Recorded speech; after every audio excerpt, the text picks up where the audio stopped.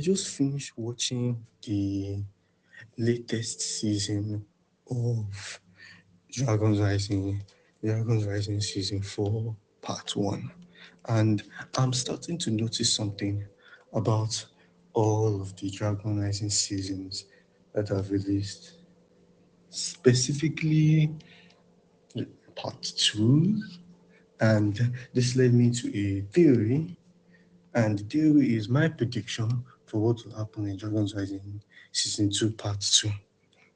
So there's been a consistent through line throughout all of the seasons, where part one would be the creators basically trying something original or something that maybe they've wanted to try out in the series. Oh God, we might end up getting the ninja to space in the future season, but because they've been wanting to try that since like the beginning. But basically, they try something new like Imperium, which technically Imperium is just a cooler sci-fi version of the haunted civilization that's a civilization of people that actually ran on dragons. Instead of like in haunted, when they haunted down the dragons, they're running on dragons by absorbing their energy.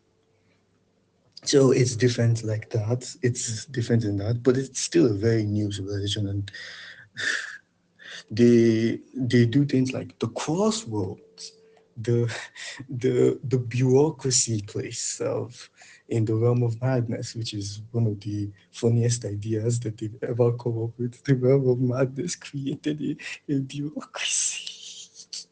Or I guess the environment for a bureaucracy. It's funny that they exist in the realm of madness. So then the part twos just literally part ones do something original, part twos harken back to the old show. So it's less obvious in Dragon Rising season one, part two, but it looks very similar and familiar to rebooted. Uh, the the bad guy is a evil overlord or empress. See, both titles sound very similar. That is in charge of like a technologically advanced society where they literally control that society. The overlord is literal, where he controls it by like ripping out the buildings and using them as obstacles to fight the danger. And for the empress, he controls it using her elite team of scientists, propaganda. She probably has trained people who make all the propaganda in her. I just realized that she probably has that. And her claws of Imperium, who hunts down the dragon that they hunts down the dragons that their entire society relies on.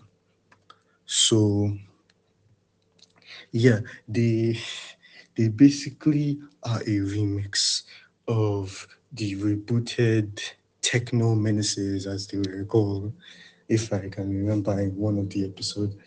And season two follows this pattern in part two with the Tournament of Sources, which we now know was the inspiration for the Tournament of Elements, which is such a really cool addition to the show. It's not even a retcon if you think about it. People keep saying it's a retcon, it's not a retcon, because it means that Master Shen being a copycat, a unoriginal.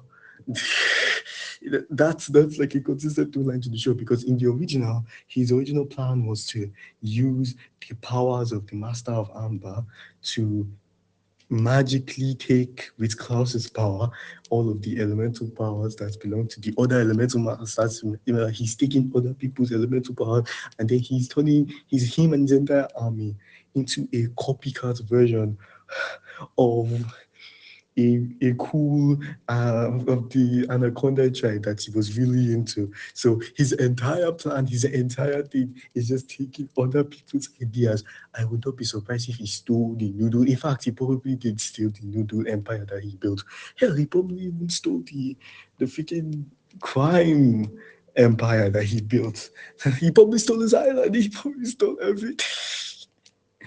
Oh no, the elemental masters put him on the island. So how did you turn your prison into a resort criminal a resort base of criminal operations? Anyway, I guess Master Shin is just built like that. Favorite season, maybe even favorite villain. He's so funny, he's so cookie. So the Tournament of Sources takes a lot of inspiration from that, and it also takes inspiration from the twist that the guy who's basically running the Tournament of Sources is also a bad guy who's trying to steal all of the elemental powers for himself, for his own nefarious purposes. In Dragon Rising, the Tournament of Sources is run by, you know, the uncle guy who wanted to overthrow his own nephew because his nephew had no respect for. That was funny. Not necessarily level of evil, but not necessarily level of evil at all, but still funny. So yeah, the tournament of sources are literally just the tournament of elements, not even 2.0, 5.0 is a really, really obvious inspiration from the old series. And then the part two of season three, which I like less than every other part two, if I was going to be honest, even less than part two of season one, which I didn't like as much, which was about a giant ghost monster who sent other ghost people who had elemental powers to get some to get some secret weapons and information that would get him out of his new ghost prison. Obviously, this is like possession. Um, the evil dragon villain is literally a combination of all of the ideas. An evil elemental master, in this case, an evil wannabe source dragon is Dragon Rising's version, turns into a ghost. He dies, turns into a ghost in Dragon's Rising, um, and he sends evil ghost minions, which is just the forbidden, the forbidden five, more like the forbidden fours. The forbidden fours are basically just four less interesting moles. They're just bad elemental masters. I'm pretty sure they're inspired by the Furious Five in Kung Fu Panda, but that's another theory. That's another theory for another day. Probably wouldn't make a long video. Anywho, so season three, part two of Dragon's Rising follows suit in this idea. And now we are in season four. And part two is probably going to come out in a few months.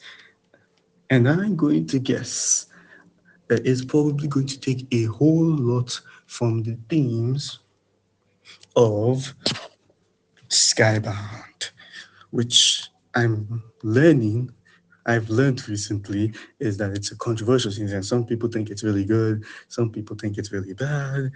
I'm kind of in the middle. I kind of see why people think that. But the theory being a lot of themes from Skybound will be taken and it will be used or more like remixed in Dragon's Rising season 4 part 2.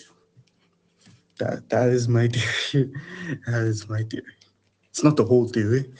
So the main themes are obviously pirates.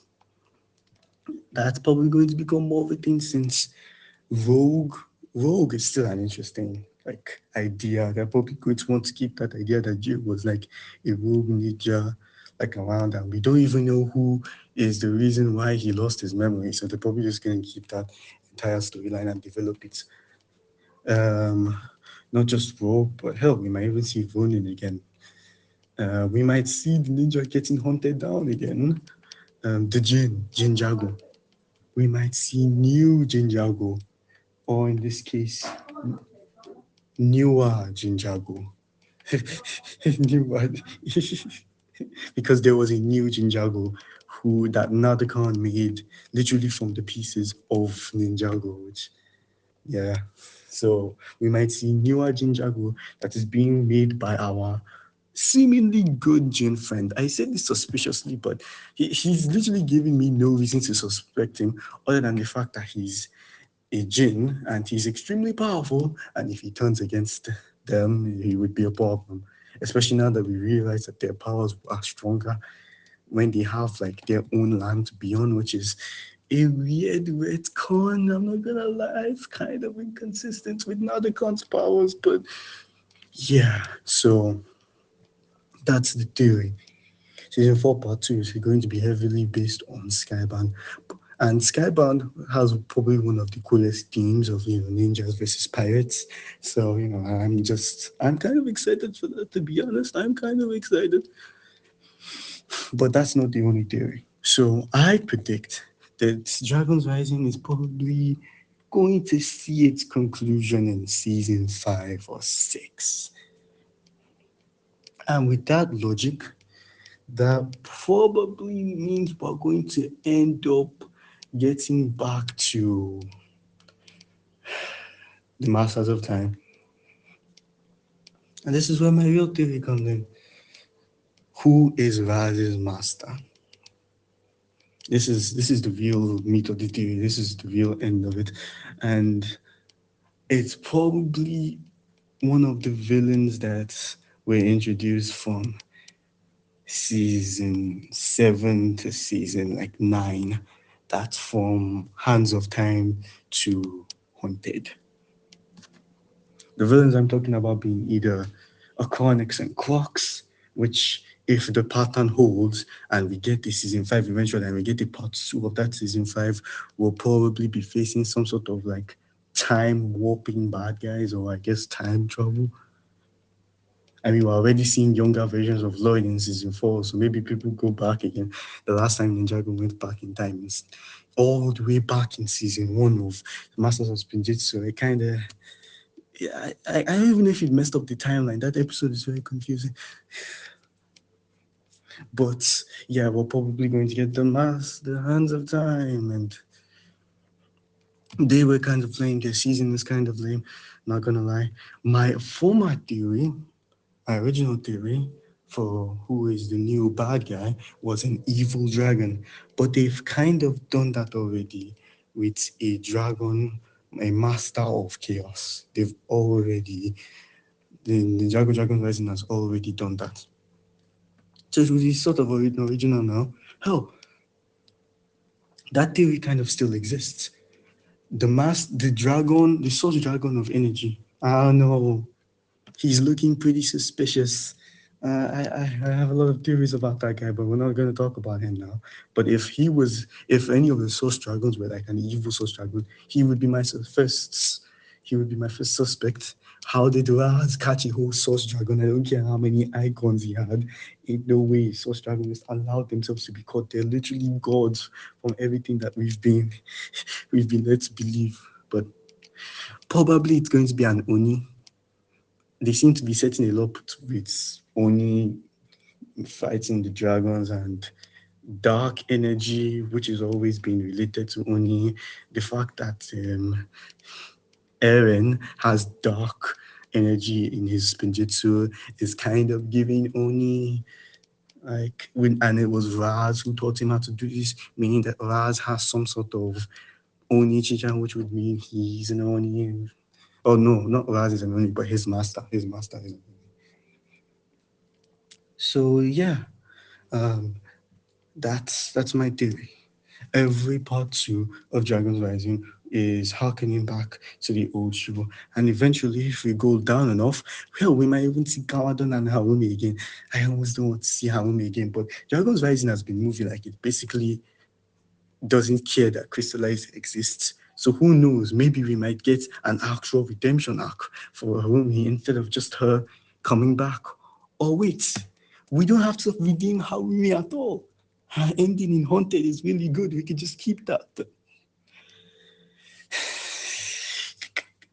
Story, story for another theory for another day.